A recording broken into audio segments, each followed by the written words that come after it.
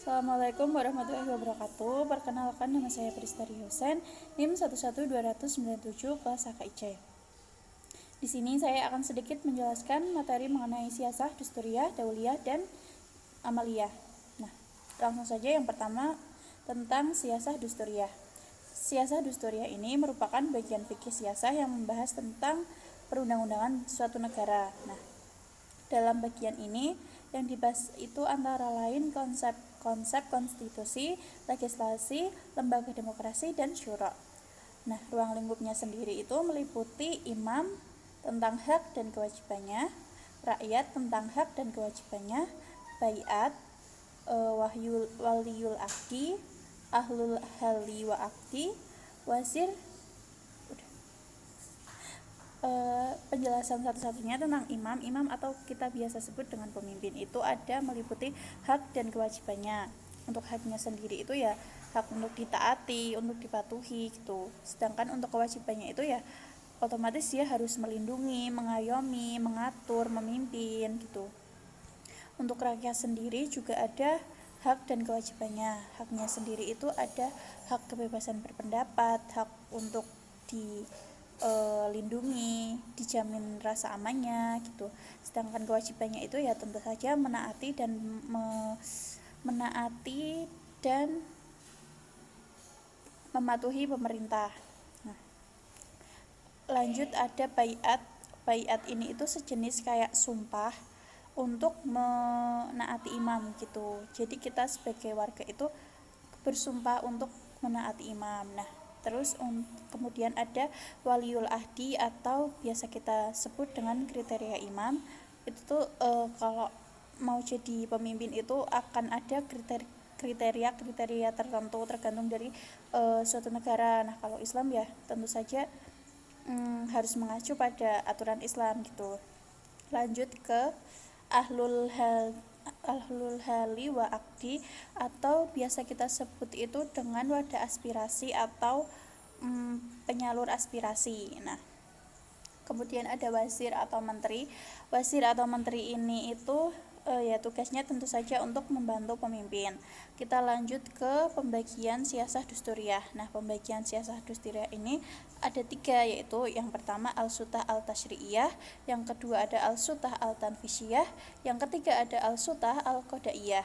Nah, yang al-sutah al-tashriyah ini biasa kita sebut dengan kekuasaan legislatif. Tentu saja tugasnya untuk membuat dan menetapkan undang-undang sesuai dengan Al-Quran dan hadis. Nah, juga ada kayak kita itu harus melakukan kreativitas penalaran terhadap konflik-konflik yang terjadi pada masa sekarang atau konflik-konflik kekinian, yaitu dengan cara berijtihad. Lanjut ada al-sultah al-tanfisiyah atau kekuasaan eksekutif yang tidak lain itu mengurusi tentang persoalan imamah, bai'ah, wasyara atau biasa disebut dengan wasyir, terus waliul ahdi dan lain sebagainya. Nah, yang terakhir itu ada al-sultah al-qodaiyah atau kekuasaan yudikatif. Nah, kekuasaan yudikatif ini tugasnya itu berwenang di bagian hukum perdata dan pidana.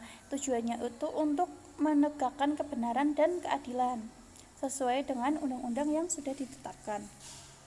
Sumber hukum dari siasah dusturiyah ini itu ada 4. Yang pertama Al-Quran, yang kedua Sunnah Rasul, yang ketiga ijma, dan yang keempat qiyas. Nah, lanjut ke materi berikutnya yaitu siasah dauliyah.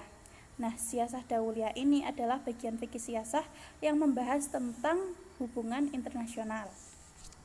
Ruang lingkupnya sendiri itu ada perjanjian internasional atau kesepakatan antar negara, terus ada perlakuan terhadap tawanan, ada kewajiban suatu negara terhadap negara lain, ada ekstradisi, ada politik dan keamanan, dan penentuan damai dan perang.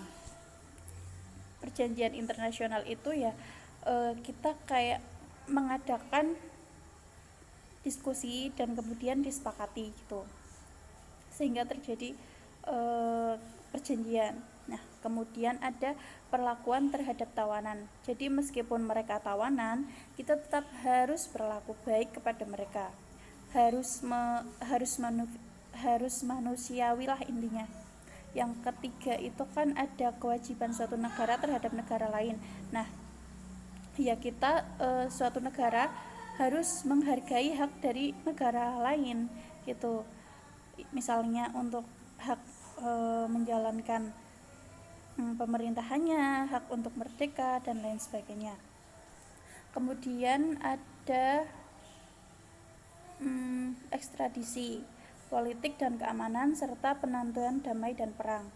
Sekiranya kita perlu untuk berperang ya kita perang gitu, meskipun ada kriteria tertentunya. Untuk asas-asas dari siasah dauliyah sendiri itu ada asas kesatuan, persamaan, keadilan, asas musyawarah, kebebasan, kehormatan, toleransi, dan kerjasama. Untuk asas kesatuan itu merupakan definisi prinsip tauhid gitu, kayak penerapan dari tauhid gitu. Kita menyadari bahwasanya segala sesuatunya itu dari Allah Subhanahu wa taala dan akan kembali kepada Allah, dan ya bersumbernya tetap dari Allah gitu. Intinya itu satu. Nah, terus ada asas persamaan. Jadi kita tidak boleh merendahkan derajat satu sama lain. Yang ketiga ada asas keadilan. Itu suatu negara tidak boleh melanggar hak dari negara lain. Yang keempat ada asas musyawarah, bahwasanya sebelum ada perjanjian itu biasanya ada kesepakatan terlebih dahulu. Nah, ada asas kebebasan yang mana suatu negara itu bebas bertindak melakukan apapun itu terserah, tetapi tidak boleh melanggar peraturan internasional yang sudah ditetapkan. Lanjut ada asas kehormatan manusia. Jadi kayak kita tidak boleh merendahkan satu sama lain. Nah, ada asas toleransi yang mana harus menghormati, saling menghargai satu sama lain. Terus ada asas kerjasama, yaitu kayak kita harus bekerja sama dan saling bahu-membahu antar dari suatu negara terhadap negara lain gitu. Untuk hubungan internasional mengenai perang itu ada ketentuannya. Nah, perang ini tidak boleh tujuannya untuk perluasan kekuasaan. Di dalam perang sendiri itu ada etikanya. Yang pertama, perang itu harus diumumkan, jadi nggak boleh perang ujuk-ujuk langsung gitu, tuh nggak boleh. Kayak tidak boleh atau dilarang membunuh anak-anak, wanita, orang tua, pendeta, dan para pekerja serta hewan ternak yang tidak ikut berperang gitu. Jadi kalau mereka tidak ikut berperang ya kita dilarang untuk membunuh, nggak boleh membunuh mereka. Terus ada juga dilarang merusak mayat, dilarang merusak tempat ibadah, pohon, sawah, dan ladang gitu. Jadi meskipun kita berperang tetapi tetap ada etika-etika yang harus ditaati gitu. Terus ada dasar dari siasah dauliyah. Sebenarnya dasar sama asas ini 11-12 sih, kayak sama aja gitu. Dasar-dasar siasah dauliyah ya kesatuan umat manusia, keadilan, persamaan, toleransi, kerjasama, kebebasan, kemerdekaan, sama aja kayak asas-asasnya, nggak jauh beda. Lanjut ke siasah maliyah. Nah, siasah maliyah ini adalah bagian fikih siasah yang membahas tentang anggaran suatu negara, yang mana yang jadi acuan dari siasah maliyah ini Al-Quran dan hadis.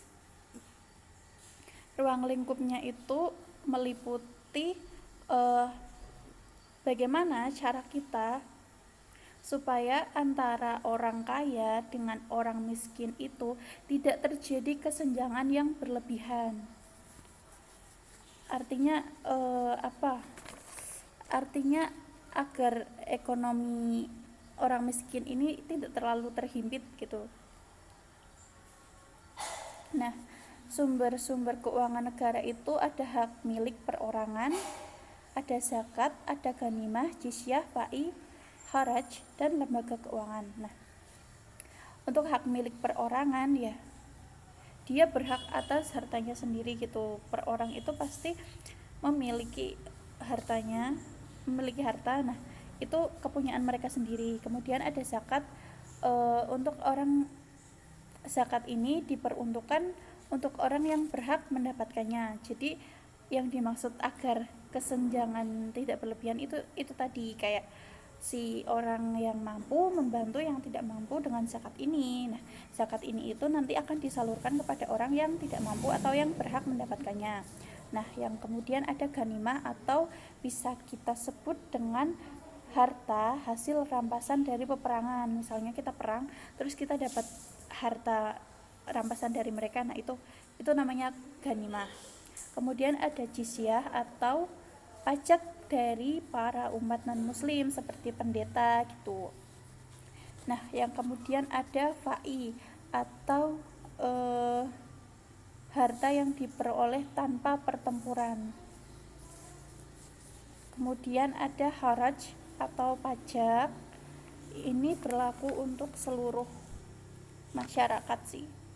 Kemudian ada lembaga keuangan, yang mana lembaga keuangan ini berwenang untuk mengatur anggaran, kayak mencatat pengeluaran dan lain sebagainya. Sekian yang dapat saya sampaikan. Billahi taufiq wal hidayah. Wassalamualaikum warahmatullahi wabarakatuh.